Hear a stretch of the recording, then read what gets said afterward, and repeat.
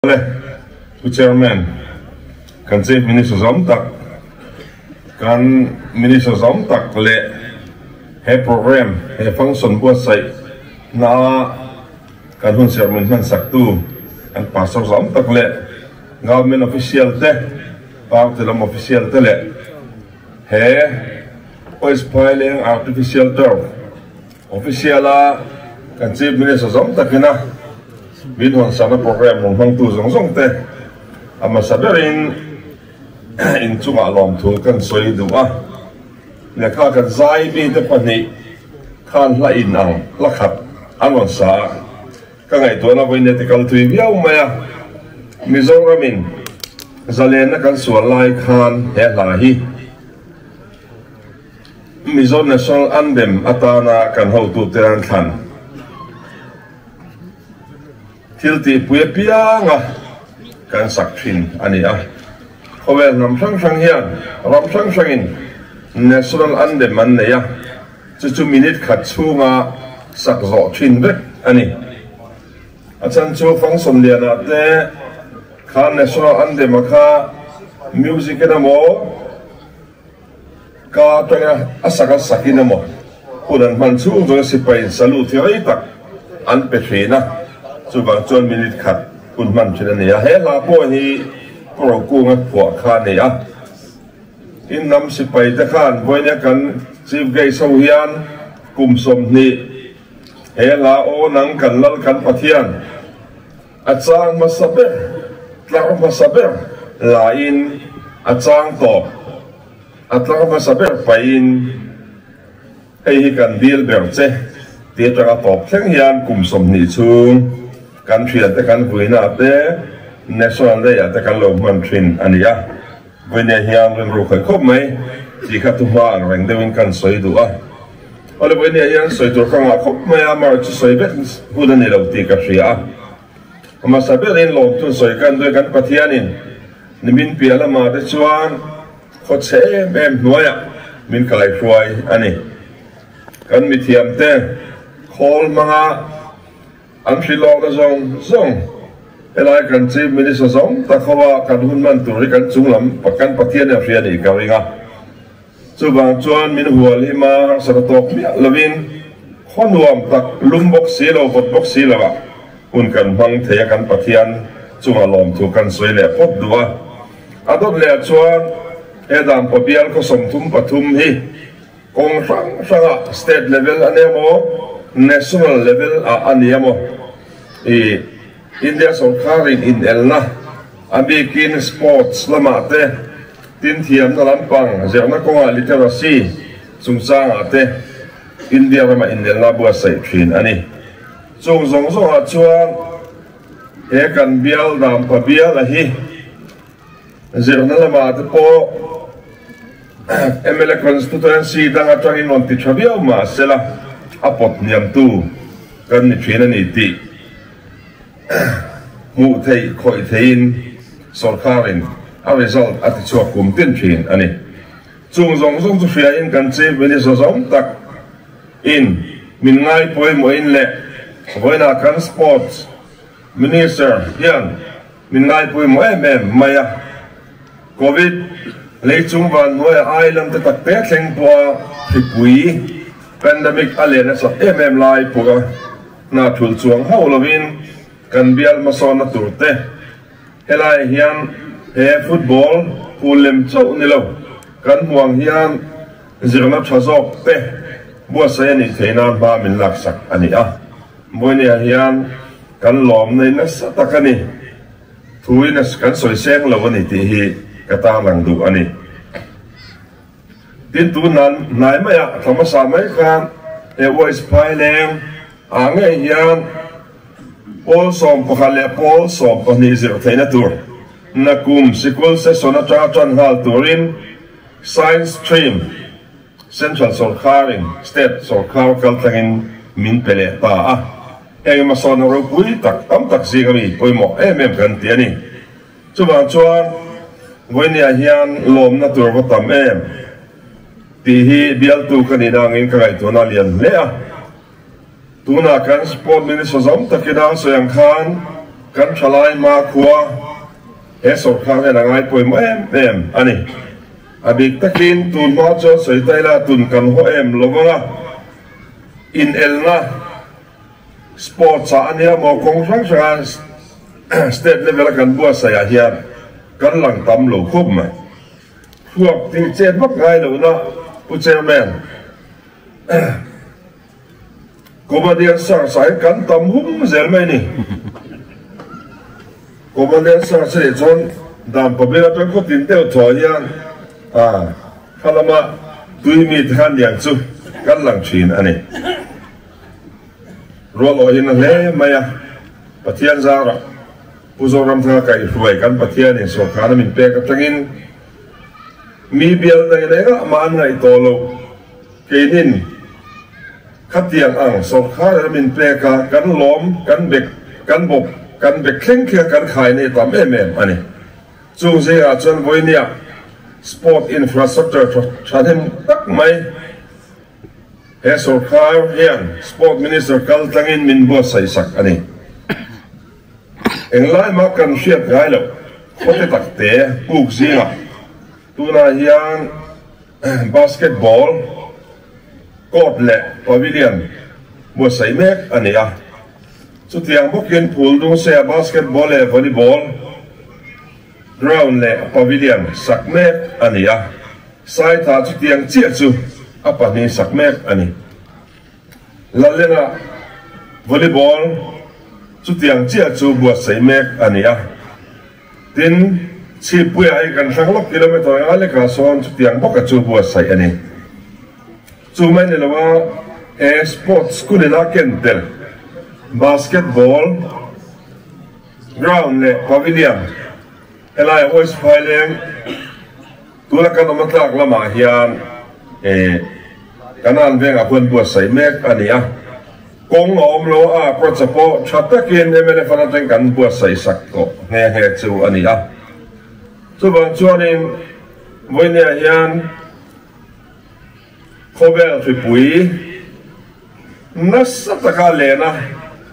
chedom khobeng de pokanin tlo po mai ni loin ko khan kan chatuan pan na kong min ko mu tu tak yal po kum ni chung in khom thei mi alawa kanom lai po sum lo chat lo na thok tu le chu fi pui zong chu lau kan ram din hun che chianga lo po soi the lo ma min lak sak tu kan chi min zom tak ne na hian atharin lom tu ka soi tak se ta anin min tho sak ne lo se he kan nu ma po kan mu phak lo thil ani chu bang chuan a proba ta kan soya e pathian tri ka ngai na angai ga bible ka chia tam bak lo hriat churin ka tlat bi ka nia ka zu sia fu lai poi mo thei hian ka hre khopa chu bang chuan so kharin soi chen tam takara voinia ma son na mel min mu tir zel ani a so wa cho kan pathian tu chuan engki ma tong chai le di ni na tia MLF som ni pasari biala tong chai le di le min be na sa khopa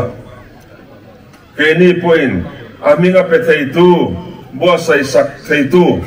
ko mu thei tu mo din mula kan din lai hian kan ko muin kan bo sai sak mol seu ni kan ho tu pa be theng yang chu ta November tha lo khenga pathian tu ti dik na kham mi pui ne la lo lang tu ra khanga ya engki ma tong chai le di rin ti pia che kan in sia ka lo ba ni ala top lo ba lom thu fil tel zelin ti kha voi da lo pum khom te yan le kan thom se pa te yan khalai bible sang ha ron ti dik kim turin voi ne hian he lom na program a hian ka gen du tak zet sewani chu wang chuan soi chena kara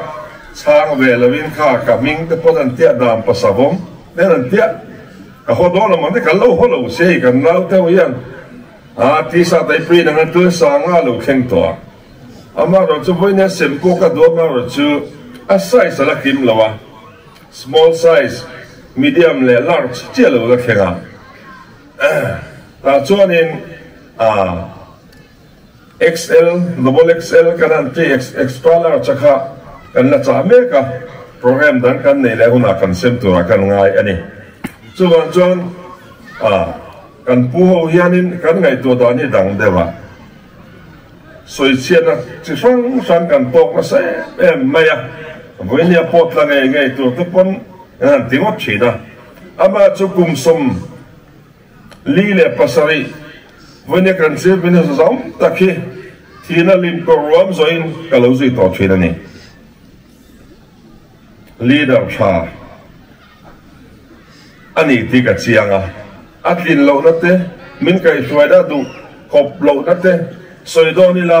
mizo pasi ga hian tu na la ma cho soi tam the bra ka ni karin a to pa ka fia chu dam chu ga zui tla ka ni te ka pom dan ani so bangin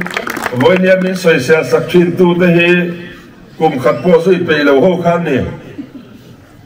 te mi puiten chiang ru thu di ka ni ka fil chu ni voi nia hian a politics devam alo thei lo chin soi ka du Mizoram political party paliom regional party panile national party pani anamani chuman leader zong chu Puzoram thanga kan chief minister zom tak kai hruaina hnuaia a then general secretary ron thlengte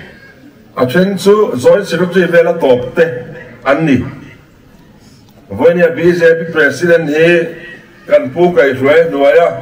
joint secretary thleng kha ania koilai bialamo a mei sei ve vai nomination email lấy đi ra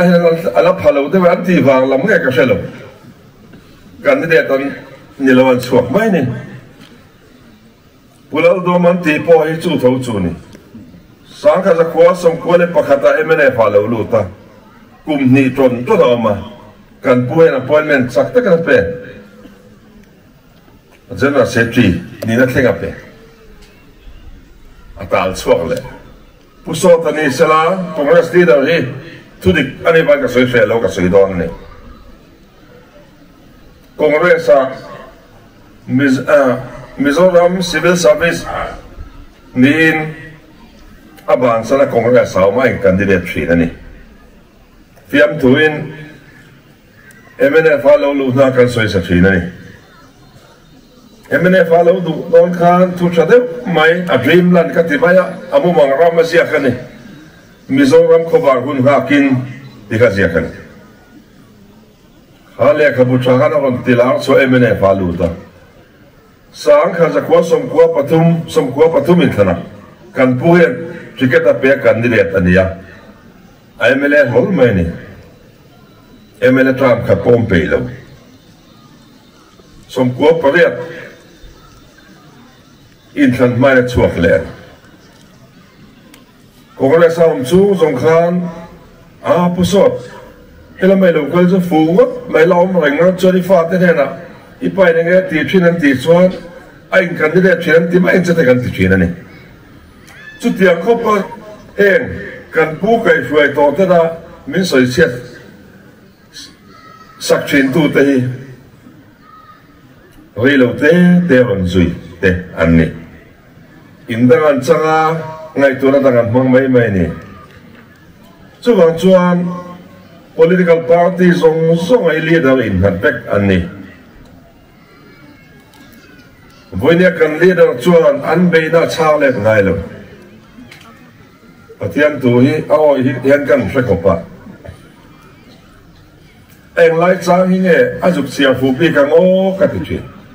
ma zo ban ni ka chiang fu nga sia min do ta sol ti no ngan he khuna chu bible le lin tha chuan in chana la thang ati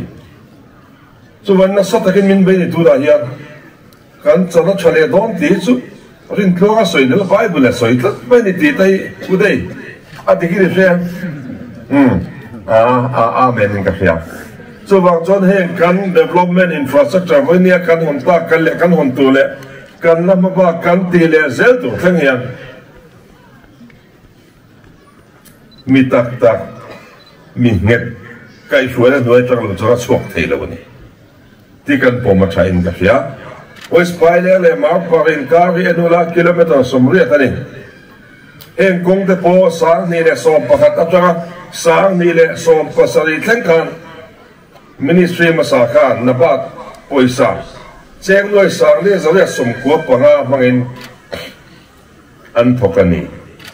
sang ni le som pasari September ta contract and withdraw sang ni som poriat in ta man ta to bil aso plak to chung ti se tu chon vonen tu man min ngai le klek kan ho tu pa hiam dan nga kan engineer te na surfacing to anti chu poso na ba te nan pal sak to lo hi cheng noi sang soi le sa mangin vonia hiam tender ko ni in a contractor transfer ni in amuna tu na en ein mobilize fel vector chu tiang chuan in he dam pabial ma so da tu hian kan chief minister hian chu da nia mo zan ania mo eng mu na po kan soi hi min pom saka min ti ho tin sak thui ni chu bang chuan he kan malama kan kal le zer to hian ani kai hruai na lo hian chuan malam kan pan tak tak don he ministry pian ma hian he biala hian Paul so machin chunglam zirama pakhatma alom lo tunai kan din mun ni kumasa pundung saya kan honga samakrain ni kumale kumina an resolution percent pasani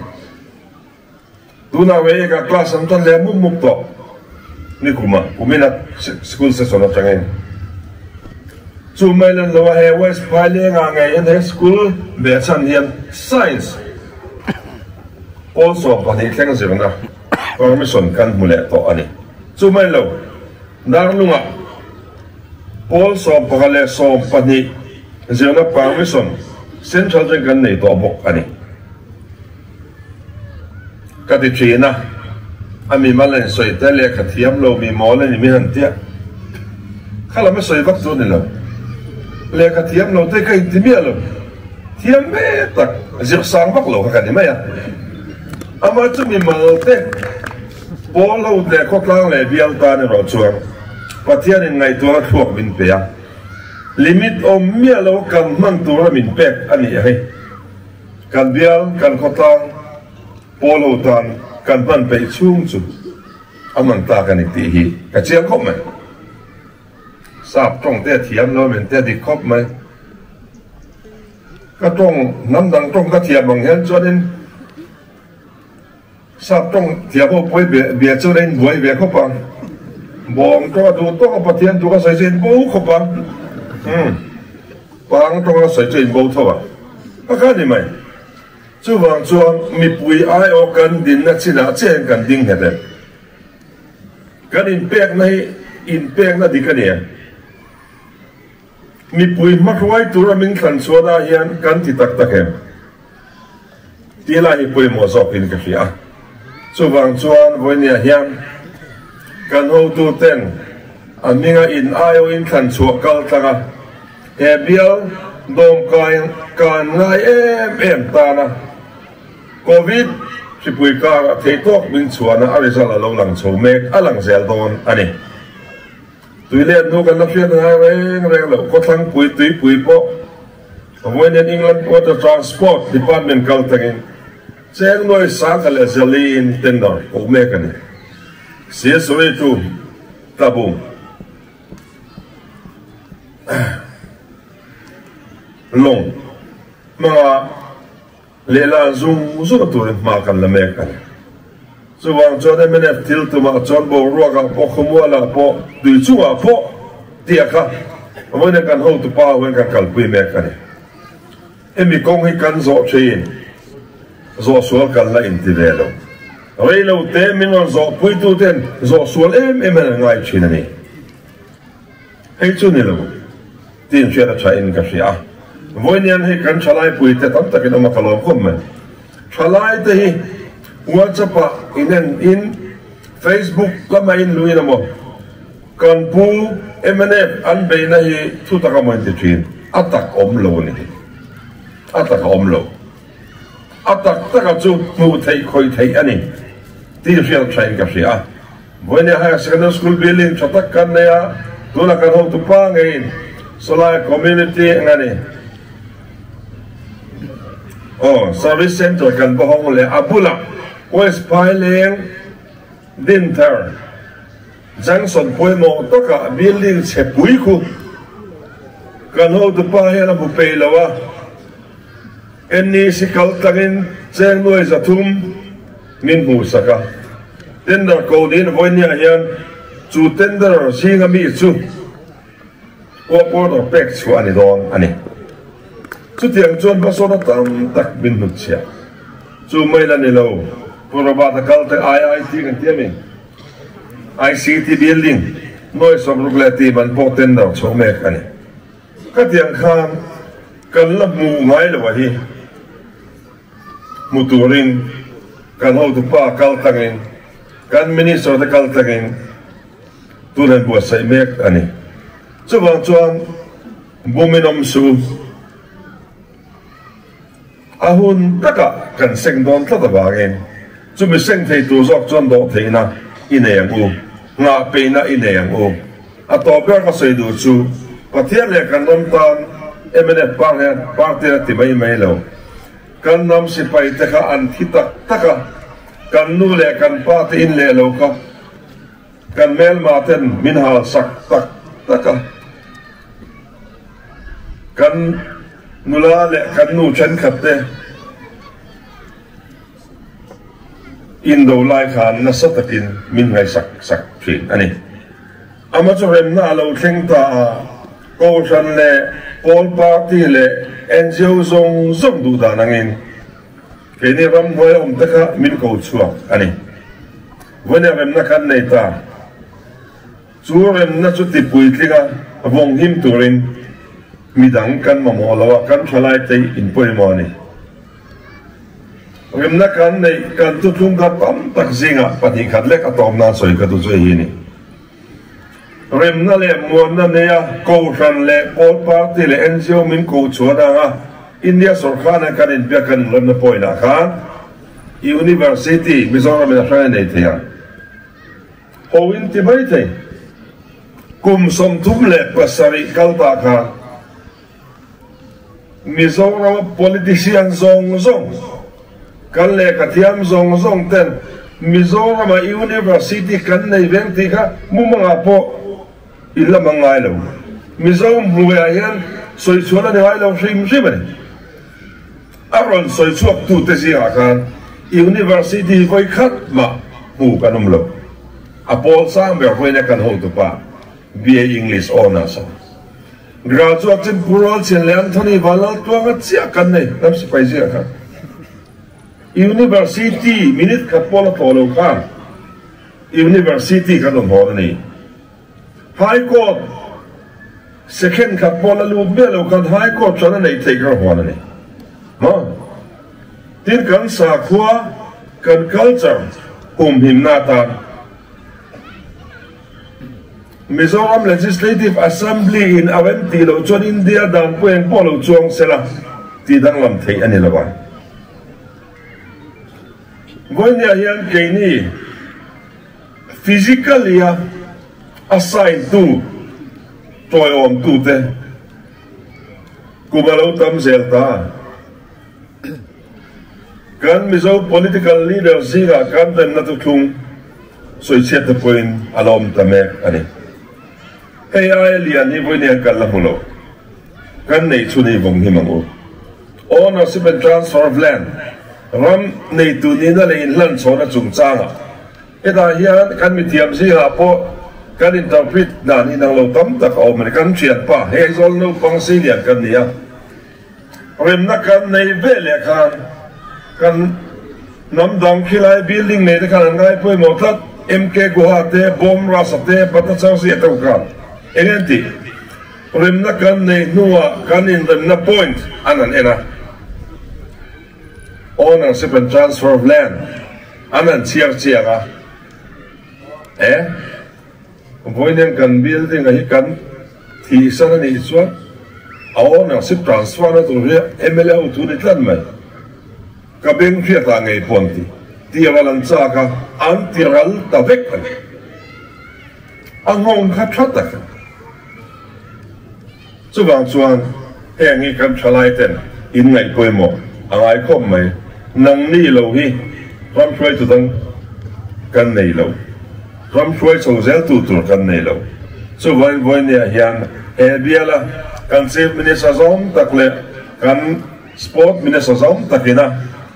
sam number za som ni pasarina ang dewa Israel fa te patianin ai kupta salata suai chua an lom soi da ang khan voi nia hiam kan CM kan sport minister of the Kaltangin Lalpan hedam pabial tan in til rupui tak minti sakani chuba chon kan lom leni ti hi athununga kan zai de mangu kalome